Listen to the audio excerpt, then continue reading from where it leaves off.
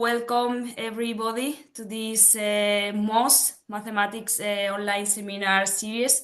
Jelena and I are very happy to be here today. So I'm just going to introduce a bit which these seminars consist of.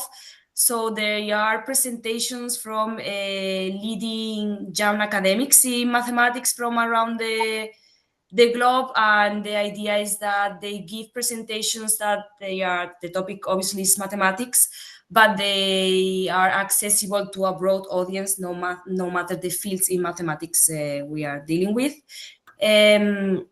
So this happened to when we were discussing from EMEA, because this is organized by EMEA, the European Mathematics Society Young Academy, when we were thinking of ways of giving benefits to young mathematicians. So we thought that this kind of talks were interesting for those who are working towards or have just completed a PhD in mathematics. We will have a talk every first Thursday of each month, and it will take 45 minutes long, and then we will have 15 minutes for questions. So if you want to stay tuned, you can register to this link, and we will update, we will send you the latest updates on the seminars. We will remind you the talks and also the links for our YouTube channel, because we will be recording these talks. So this is the schedule of the first season of MOS. And well, this bunch of people are researchers that have been awarded in the last European Congress of Mathematics. So as I said, from EMEA, we are organizing, Jelena and myself, and I think it's time to give the voice to Jelena to introduce our first speaker. Thank you. Hi, everyone. Thank you for joining us. I will tell you a bit more about Cristiana, whose CV is quite impressive.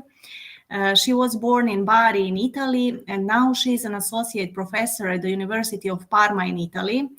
Cristiana's research is mainly devoted to problems from regularity theory in elliptic and parabolic partial differential equations, with special emphasis on those coming from the calculus of variations. She completed her PhD from the University of Oxford in 2019. In the same year, she was awarded a G-Research PhD prize. A year later, she was awarded with Gioacchino Iapicino Prize in Mathematical Analysis, and in 2023 with Bartolozzi Prize, and with International Prize for Mediterranean Culture. In 2024, she was awarded an EMS Prize given for her outstanding contributions to elliptic regularity. In 2023, she was elected for European Mathematical Society Young Academy. Also, in 2023, Italian edition of Forbes included her in the list of top 100 successful Italian women. She has more than 30 scientific papers, and she gave more than 90 invited talks. There is still a lot to say, but I think you're more interested in what Cristiana will talk about. You can ask Cristiana questions during the lecture or after the lecture. How do you want? So Cristiana, please, and thank you. Many thanks for your very generous introduction. Let me try to share my screen. Now, can you confirm that you see my slides? I cannot see it. No. So entire screen. Okay, share. Now you can. Right? Yes, now I can see it. Okay. Great. So the first step is made. Now, again, thanks for your introduction. And what I'm going to talk about is some recent advances on the regularity theory for non-autonomous, non-uniformly elliptic problems. Of course, I'm going to talk about Schauder estimates. Precisely, I'm going to cover both variational integrals and elliptic equations, and the catch lies in the Euler-Lagrange equation that holds for minima of functionals. Okay, so what I'm going to present will apply to both functionals and equations. In the beginning, I said lots of non-uniformly, non-autonomous, so what am I talking about? Let me consider the most basic simple case of a linear equation with a matrix coefficient. Let's say that mu is symmetric for simplicity. Now, this object is said to be uniformly elliptic whenever the ratio between the highest eigenvalue of mu over the lowest eigenvalue of mu stays uniformly bounded. If you can find just one point which this blows up, then we said that the equation is non-uniformly elliptic. Now, those are very basic notions that are related to the matter of regularity, above all at the gradient level. Now, imagine that I want to bring this machinery in the nonlinear setting. So I have an elliptic equation of the form minus divergence of A of du equals 0. A is nonlinear. So at least on a formal level, I can differentiate the equation so that each derivative of u, that now I call v, solves something that looks like a linear equation where now the matrix coefficient is actually a nonlinear measurable function of the gradient. Then I simply recall whatever I used in the linear setting and I adapt it to the nonlinear one. More precisely, I look at the lowest eigenvalue of the derivative in the gradient variable of A and its highest eigenvalue, that are G1 and G2, that are two non-negative functions, and therefore I can characterize ellipticity by means of those two quantities.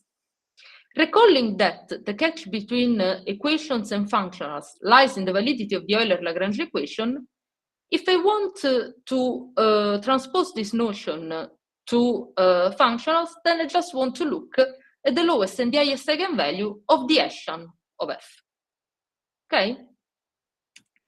Now, I want to talk about uniform ellipticity versus non-uniform ellipticity. Then I have to look at the ratio between G2 and G1.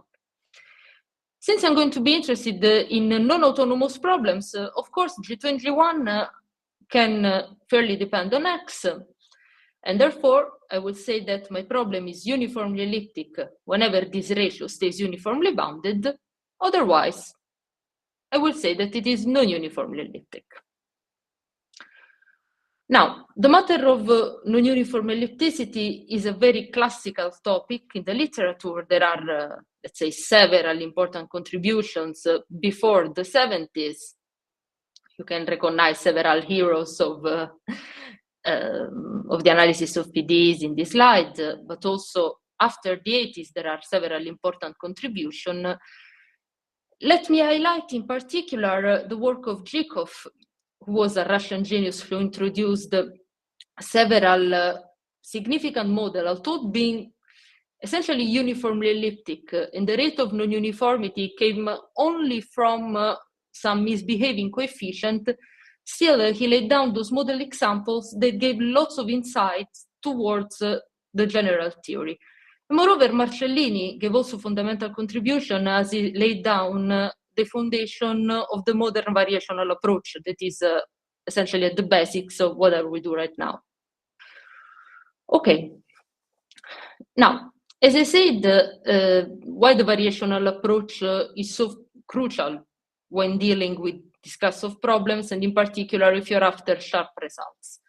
Well, first of all, it is let's say, the most convenient setting because it preserves the full energy information that comes simply by minimality, okay? So let me consider a functional that is non-uniformly elliptic in the sense that the ellipticity ratio related to the integrand blows up. Now, the most common rate of blow up you can find in the literature is the polynomial one, meaning that your ellipticity ratio blows up as a positive power of the gradient variable. Now, if you want to relate the rate of blow up of the ellipticity ratio to the growth ellipticity features of your integrand, what you can do is to prescribe the ellipticity in this form, in the sense that, thinking to the echelon, of course, in terms of matrix, you are saying that the echelon of F is trapped between two different powers of the gradient variable that multiply the identity. This way, you not only have a, let's say, a quantitative formulation of the growth ellipticity of your integrand, but also you relate it to the rate of blow up of the ellipticity ratio.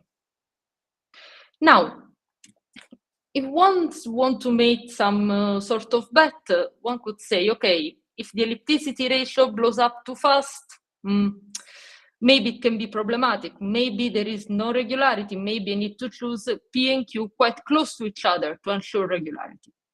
This is actually not a bet. This is actually not technical, but it is a necessary and sufficient condition for regularity already in the autonomous setting.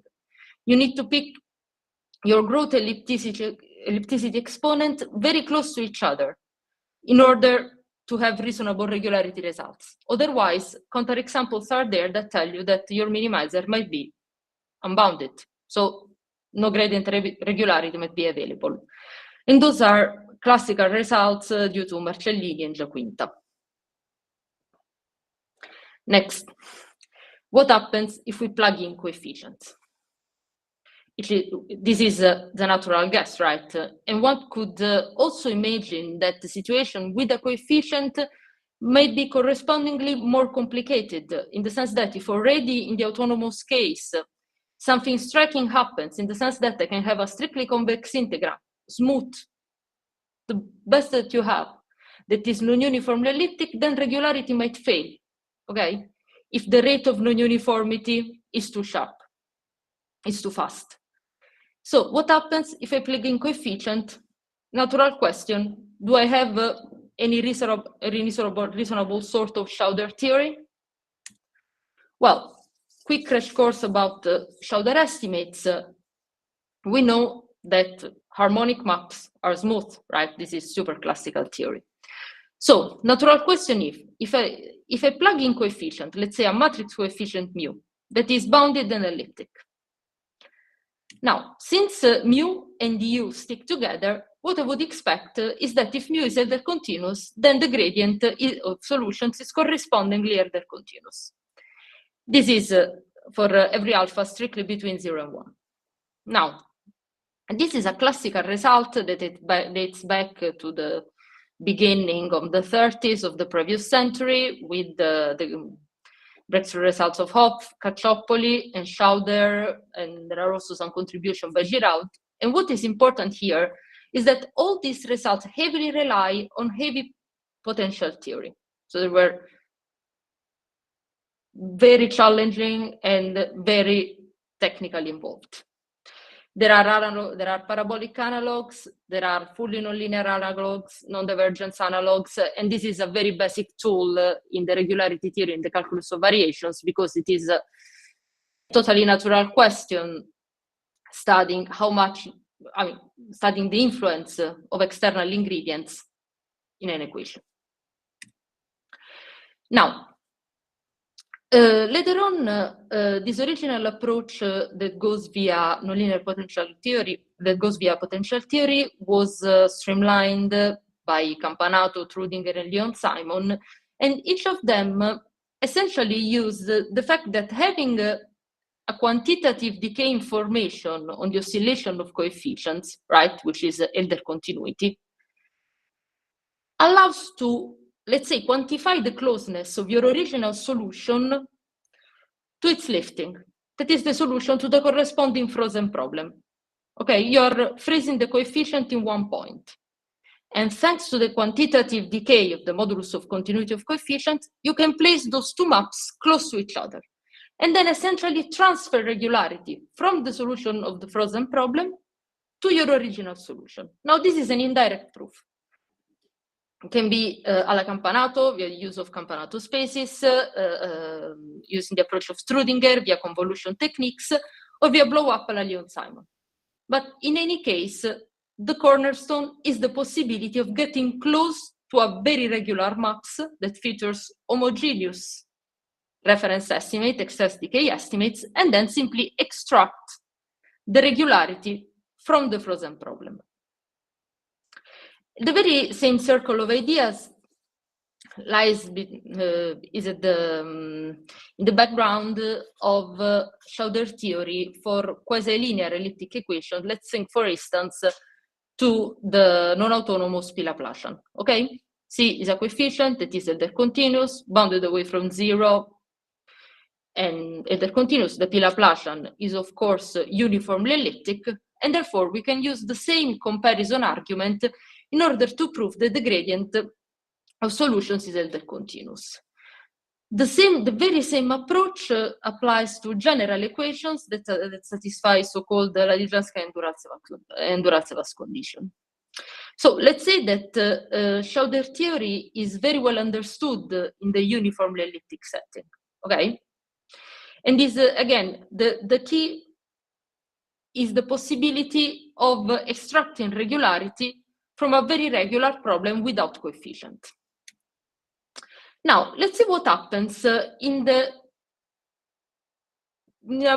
a very mild rate of non-uniformity is available. This is the case of so-called Giaquinta functional, nowadays known as double phase functional, was introduced by Giaquinta in the setting of homogenization and to study the possible occurrence of Lavrentiev phenomenon. Now, this is a very elegant energy in the sense that it is the sum of a P Laplacian plus weight Q Laplacian. A is non-negative, but careful, it is allowed to vanish. Point by point, this is uniformly elliptic. However, since the coefficient has not enough positivity to rebalance oscillations around the point, the only way to trap this energy between a power of the gradient variable is to consider two different powers.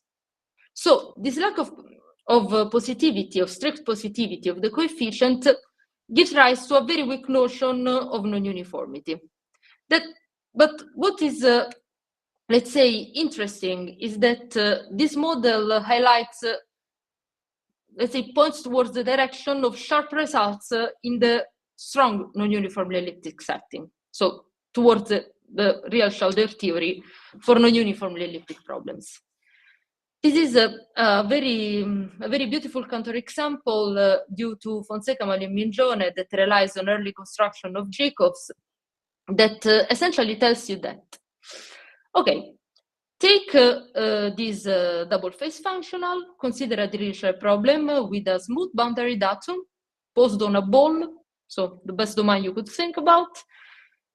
Let us assume that P and Q are quite far apart from each other in a precise quantitative way that I will show you in a second. Then what happens is that this Dirichlet problem admits a solution, of course, whose singular set is a fractal, contains a fractal of Cantor type, and in particular, this makes this set of essential discontinuity points very large, okay? In particular, its Hausdorff dimension is almost maximal, in the sense that it is almost n minus p.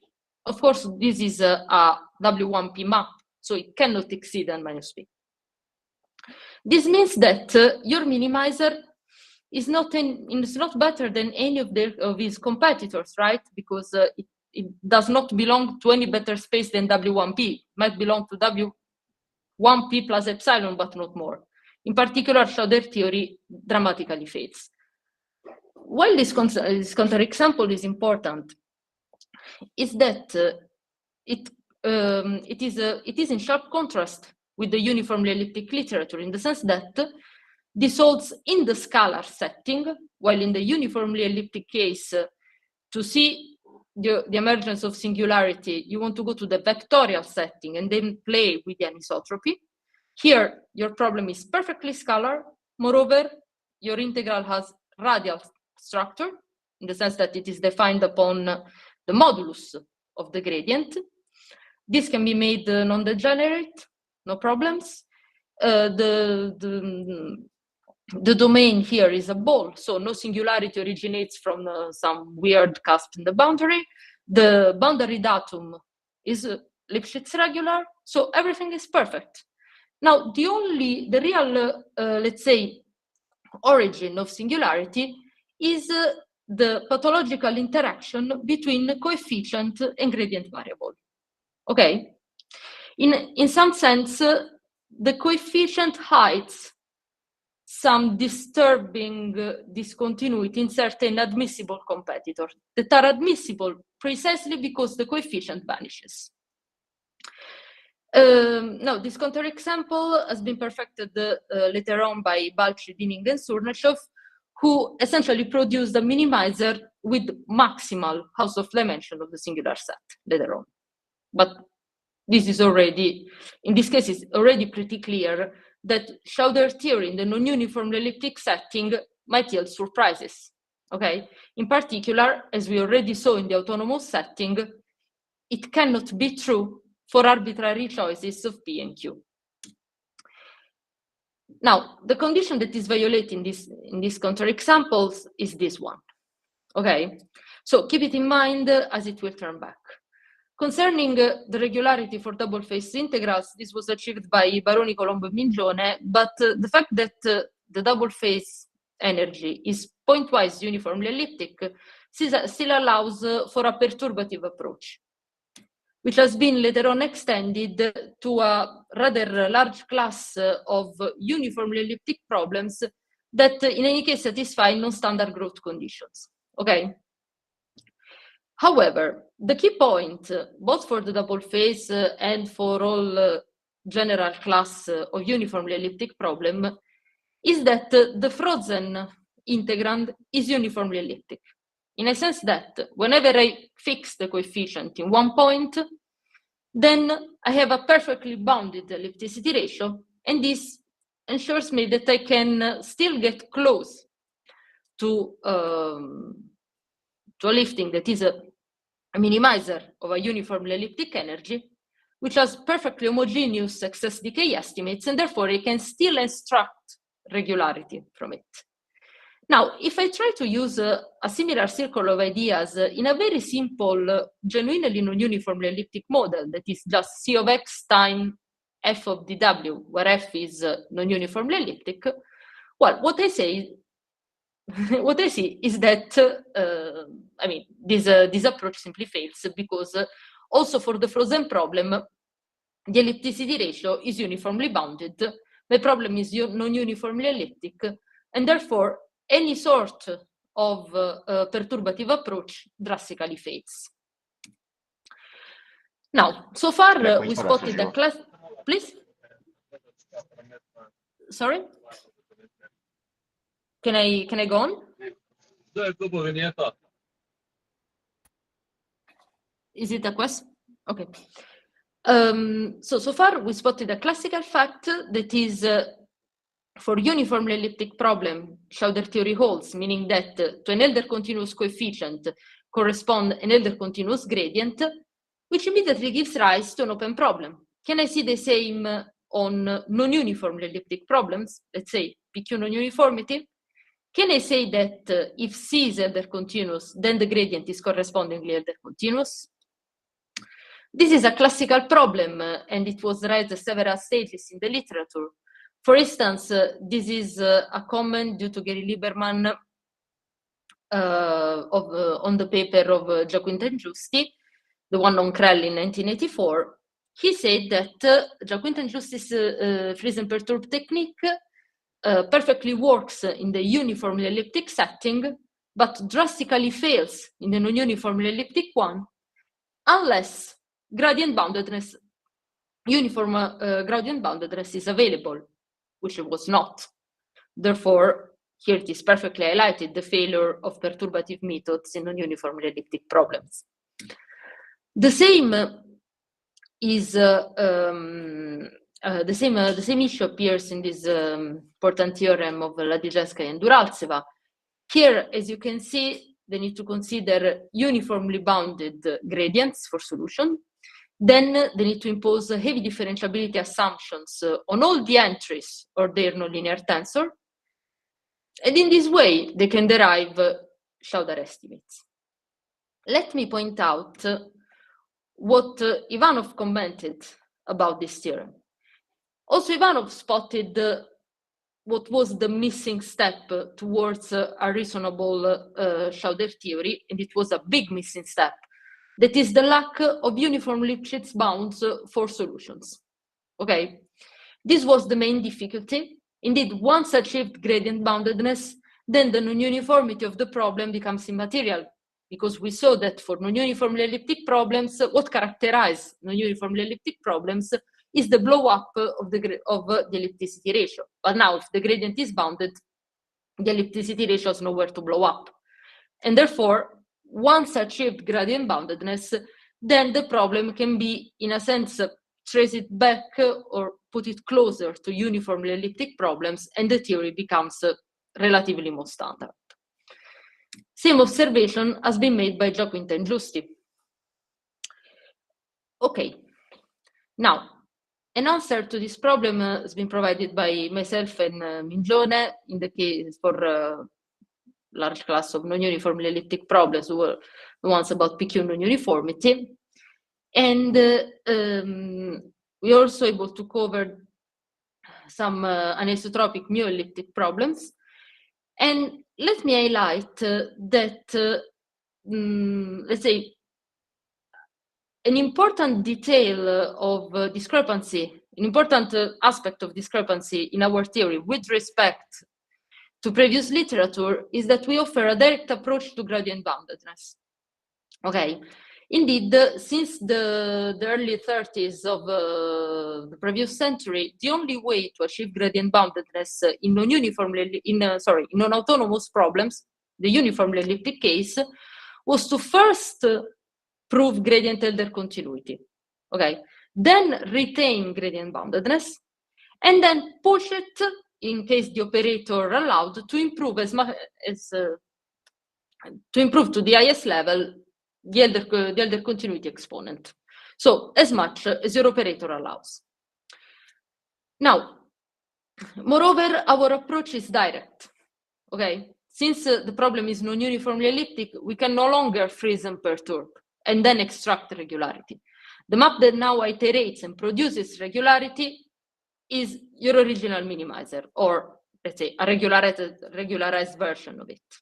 Okay, so our approach is direct, no longer perturbative. I will try to give you an idea of these results in a model case, but of course we can treat the more general one by relaxation. Okay, now in the model case C of x f of dv, where f is PQ non-uniformly elliptic and C is bounded away from 1 and Elder continuous, bounded away from 0 and Elder continuous, under the sharp bound that already characterized pointwise uniformly elliptic problems, we can prove that the gradient is locally Elder continuous in omega. Moreover, in the case of a non-degenerate or non-singular problem, we can recover the classical Schauder implication that tells you that if the coefficient is C0 alpha, then solutions are correspondingly C1 alpha for the same Elder exponent, of course, as long as alpha stays between 0 and 1. Okay.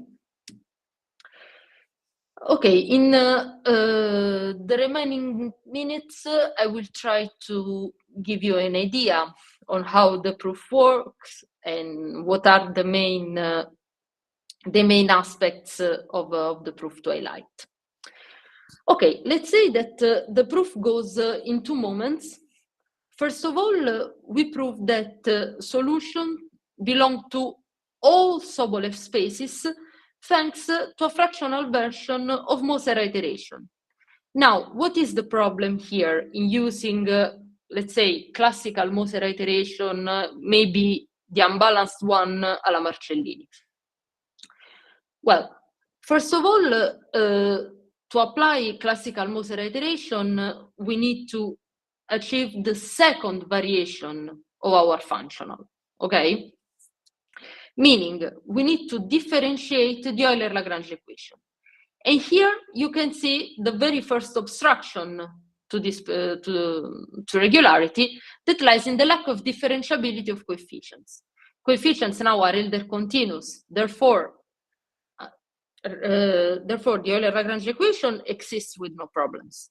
However, it cannot be differentiated in the classical sense because, I mean, we do not have the full derivative of an Elder continuous function. Okay? The idea now, which is the key tool to handle this class of problems, is to read the Elder continuity as fractional differentiability, and therefore observe that our problem is not twice differentiable, but 1 plus alpha times differentiable, and this allows us to apply a fractional version of Moser iteration. Okay? Now, what happens in this fractional version of Moser iteration is that we can improve at each step the integrability of the gradient of minimizer as much as we like. However, we cannot reach L infinity precisely because the gain in integrability is linear rather than geometric. Okay? This means that we cannot achieve gradient boundedness, but still it is enough to place our gradient in all Lebesgue spaces, all finite Lebesgue spaces. And this is the very first step in the proof.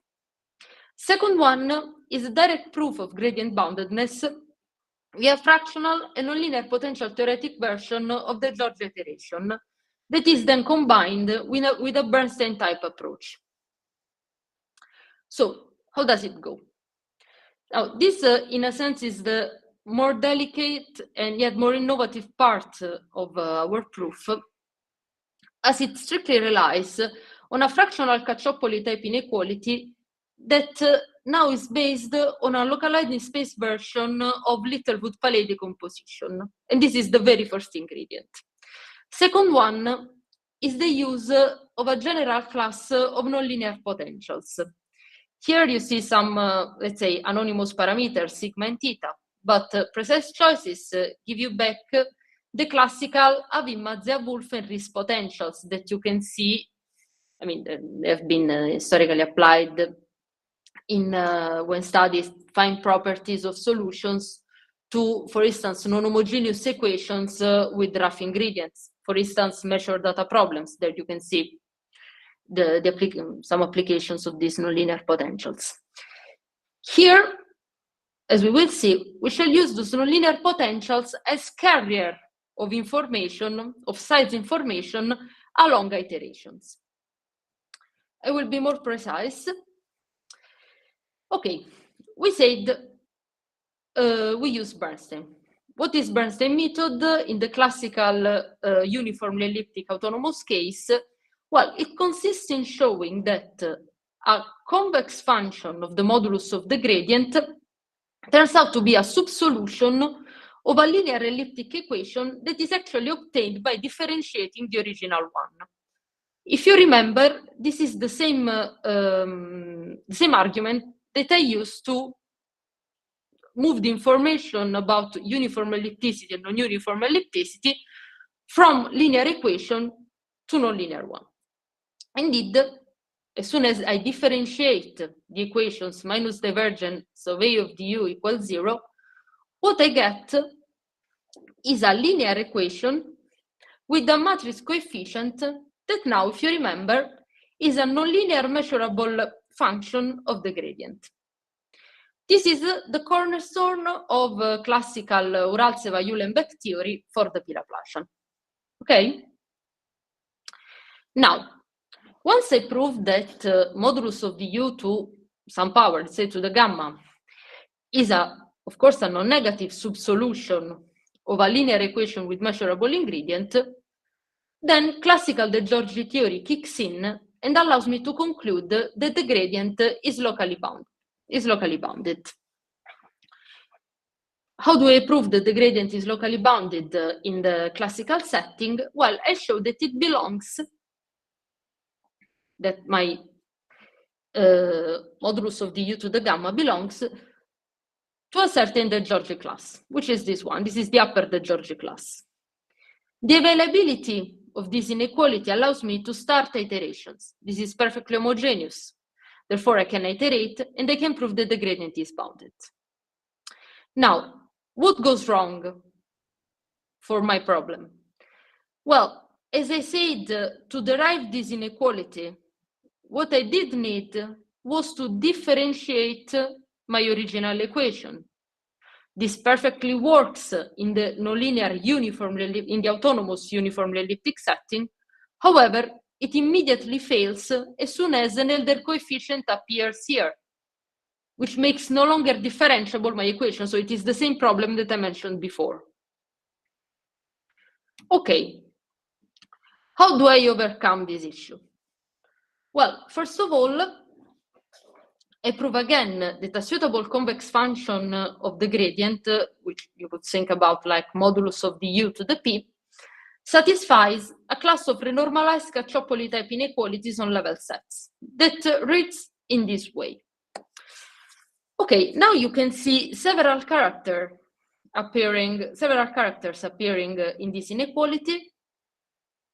Well, on the left-hand side, you have a fractional semi-norm of a truncation of V, which, let's say, is in the spirit of a fractional De Giorgi type inequality on level sets. However, here you can see other components, okay?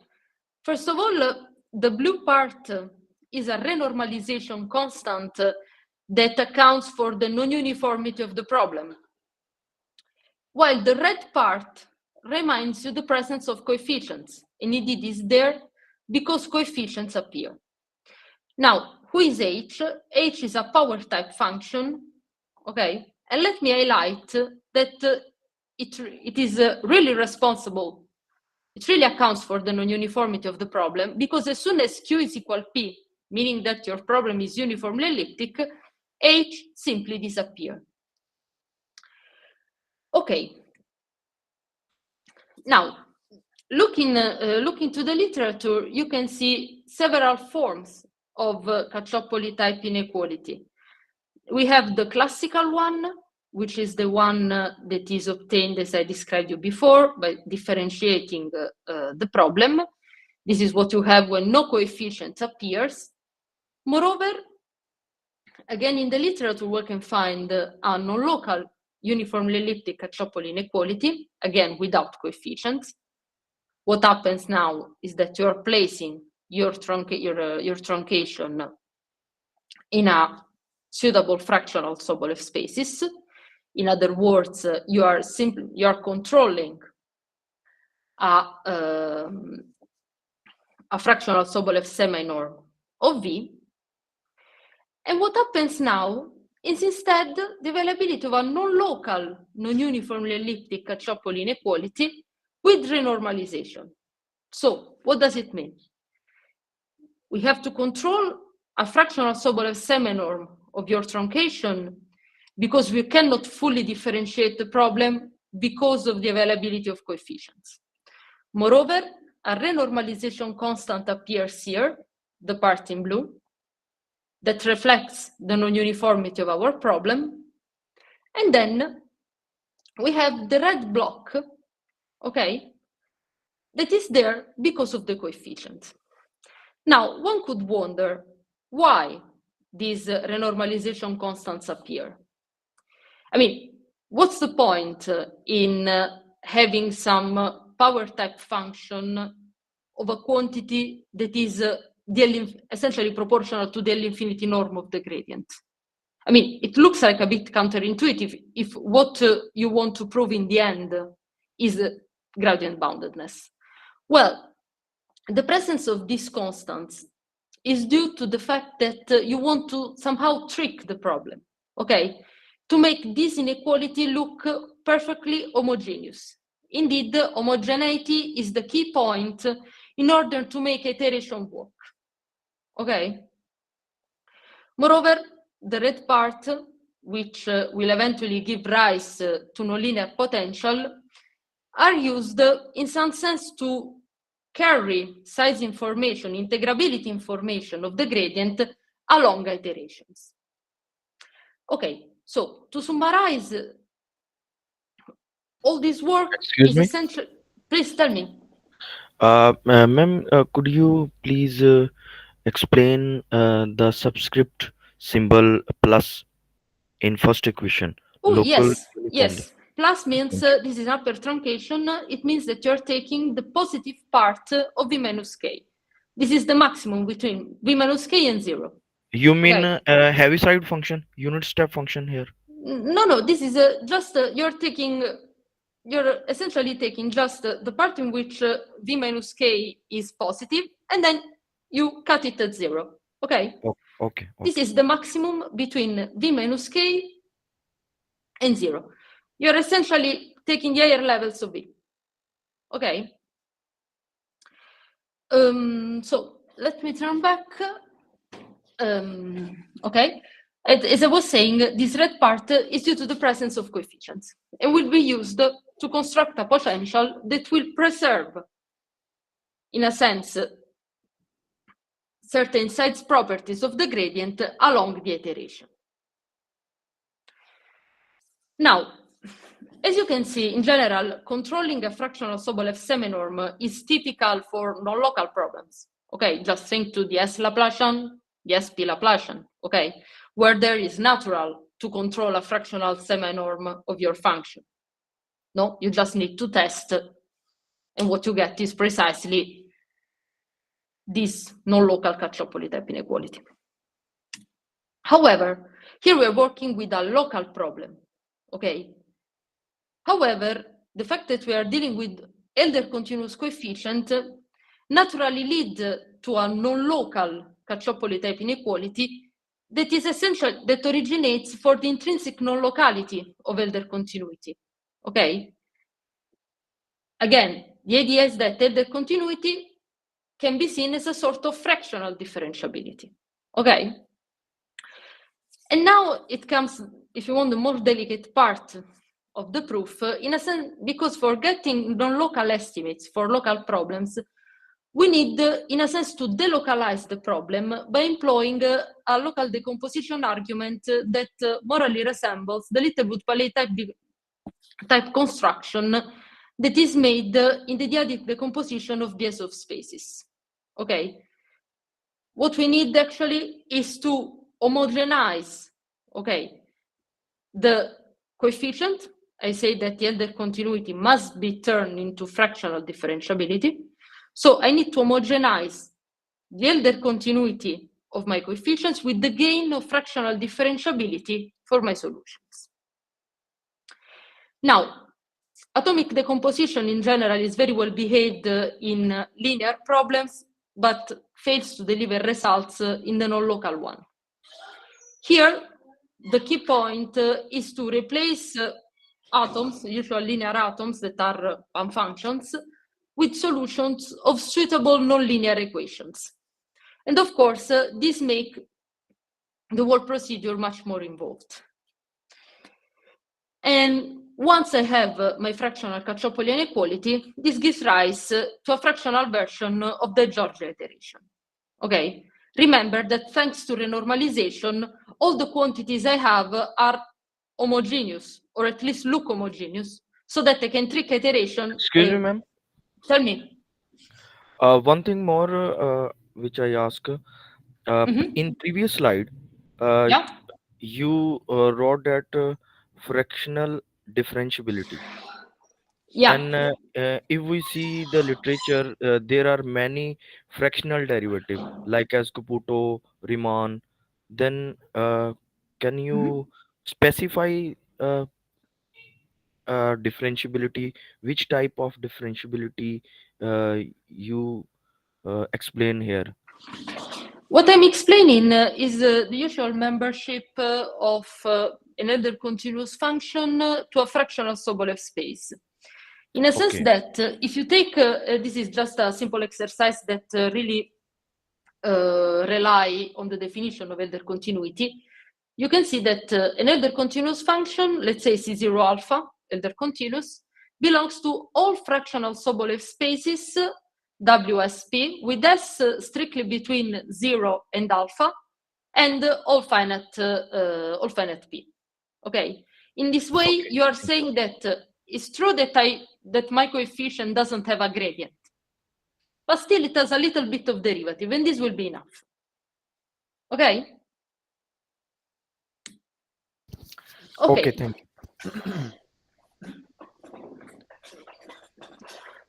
Okay, now, once I have a fractional Caccioppoli type inequality that is again made homogeneous, then I can start iterations. Now, to be more specific, what I do actually control is a sort of averaged version of differential quotient that is essentially a bias of norm, that in turn will allow me to control, by embedding, a fractional Sobolev seminorm. Now, how do I move here? First of all, as you may recall, I need to homogenize the elder continuity of the coefficient with the gain of fractional differentiability for my problem. Okay? So, to do so, I just split my space, you can just think to the unitary ball, in a mesh made of cubes whose size is comparable to modulus of h to the beta 0. Okay, now, graphically, this is what is happening. I have my mesh of very small cubes whose size is proportional to the fractional differentiability gain. And what I do, morally speaking, is I try to decompose, okay, my original function, my v, okay, as a decomposition of nonlinear atoms. What are those nonlinear atoms? Well, my nonlinear atoms are simply solutions to this frozen Dirichlet problem, okay, posed on balls concentric to my cube. Why those are the real nonlinear counterpart of the linear atoms that are originally employed in linear theory? Well, if you recall the theory about classical atoms, they are made of bound functions, and they, in each of their derivative has, the expected decay. Okay. Now, as I said, classical atoms perfectly works for linear problem, but fails to deliver results in the nonlinear ones. What I do is to replace classical atoms with nonlinear ones. My nonlinear atoms are solutions to nonlinear Dirichlet problem. Now, nonlinear Dirichlet problem might be pretty much degenerate. Therefore, how do I recover the decay that I need? Well, I recover it via Caccioppoli inequality. I will have just a decay for one derivative, which will be more than enough for my scopes. Okay. Now, this is the way to control, on the left-hand side, a fractional Sobolev seminorm that, again, comes by delocalizing the problem. Now, using fractional Sobolev embedding, what I do get is a reverse Elder inequality, okay, that now involves my upper truncations of V, my renormalization constants. So this looks pretty much similar to classical reverse Elder inequality, plus a remainder term that comes from the presence of coefficients. Okay? Now, those are constants, the blue part. Okay? Therefore, this inequality, this reverse Elder inequality, is more than enough to start iterations. And at this point, I should highlight the presence of the second main ingredient. That is this general class of nonlinear potentials that were pioneered by Havin and Mazia in the 70s. But at this level of generality, we define this, we introduce them in this paper. Okay. Indeed, as you can see, for proper choices of theta and sigma, we recover classical Riesz potential and the Havin-Mazia-Wolf one. Okay, you can see them in linear theory, the first one, or in nonlinear potential theory at the gradient level. Well, the second one you can see for deriving zero-order potential theory for the non-homogeneous P-Laplace equation. Okay, now, what do we need? To conclude, we need to start iterations. So to start at the Giorgi type iteration that will eventually deliver gradient boundedness. Now, the Giorgi iteration is probably one of the most classical tools in regularity theory. However, very few experts know the way constants deteriorate along iteration. Indeed, if we keep close track of constants in the Giorgi iteration, we may observe that they deteriorate polynomially, okay? So essentially what happens is that if I start with a constant raised to power 1 in my reverse-Elder inequality, I end up with a constant raised to a power larger than 1. This is a polynomial deterioration, not an exponential one, like it happens, for instance, in the expansion of positivity, when you want to prove, for instance, Elder continuity. There, the deterioration is exponential, and this makes it essentially impossible to control constants.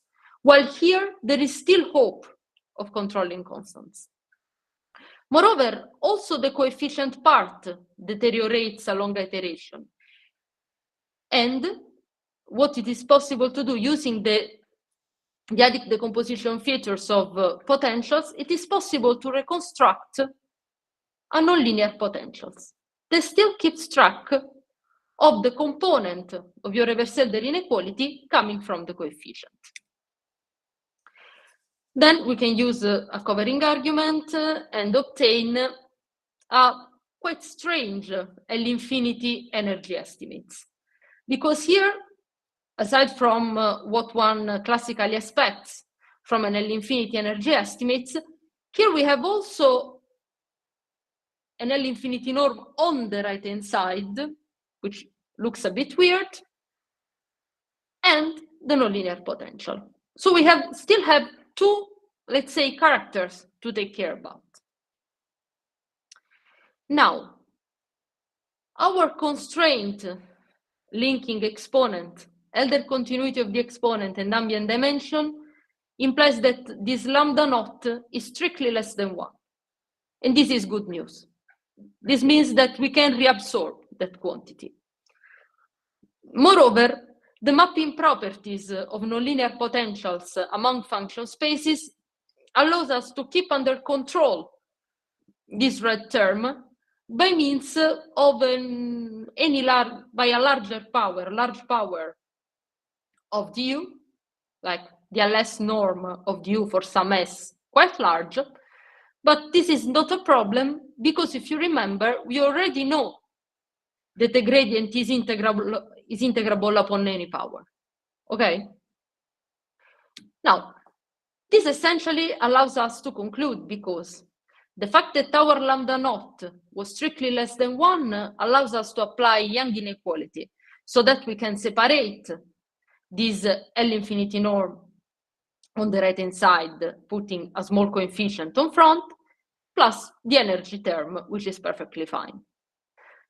Now, the last part goes via a classical iteration lemma due to Giaquinta Giusti, so-called simple but fundamental iteration lemma, that allows us to reabsorb this bit on the right-hand side and to conclude with our L-infinity energy estimates. Of course, now I cheated on lots of details, okay, on lots of them. However, what I wanted to highlight is the possibility of gaining uniform Lipschitz bounds for this class of non-uniformly elliptic problems. Once I know that the gradient is bounded, then non-uniformity becomes immaterial. And therefore, I can, in a sense, trace my problem back to, closer to the uniformly elliptic setting, and therefore applying relatively more standard techniques to prove that the gradient is actually Elder continuous. Now, this method is very general and several applications are possible, and with this I conclude and I thank you for the attention. Thank you, Christiana. Does anyone have any questions? If not, I have one question. Christiana, you mentioned that Giraud was motivated with different kind of applications, for example, in homogenization theory. Do you know, did he deal with applications mainly in linearized elasticity and conductivity, or did he also study applications to higher order equations, for example, fourth order and higher, or only second? Can you repeat the last question? The last word, sorry. Do you know, did he only study applications for second order equations like linearized elasticity and conductivity, or did he also study applications to higher order equations such as fourth order and other? No, he worked mainly on second order. And what he produced is a series of interesting models that in a sense, indeed, aside to give lots of insights towards the general theory for non-autonomous, non-uniformly elliptic models, also give lots of insights on the possible occurrence of Lavrentiev phenomenon and, let's say, what are those class of assumptions that cannot be violated if you want to have well-behaved problems. However, if you want to deal with the higher order problems, I believe that some of these techniques can still be used. Thank you. Thank you for your answer. Are there any other questions maybe? I have a problem on the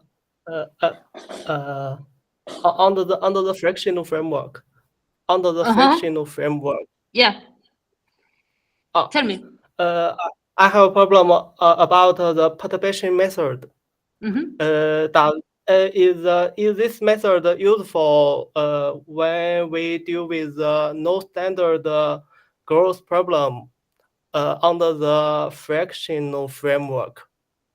You're thinking about fractional non-autonomous problems? Yes. Yes. Okay. So for standard, for the case of let's say uniform ellipticity in fractional setting, you can use these perturbation arguments. If you consider the non-standard one, well, in this case you should be quite careful because the presence of coefficients might, in a sense, perturb also the notion of fractional derivative, in the sense that there you have a heavy object to control, right? And now also the coefficient becomes part of this. So it is quite delicate to handle, but still the backbone of these techniques can work in this framework. Okay, thank you. Are there any other questions maybe? May I also ask one question? Please. Thanks. You're naturally talking about partial differential equations. Is there any extension here to SPDEs, to stochastic differential? Could this stochastic differential equations? Well, I'm not sure because the framework is, I mean, quite far from this, but the hardcore is. The hardcore of this method is robust enough to be adapted to derive to say something about stochastic PDEs. I still haven't tried. Sure. Thank you. Thanks. Okay. Any other questions maybe? If not, thank you all for coming and supporting our seminar, and especially Christiana, to you for giving this very nice first talk.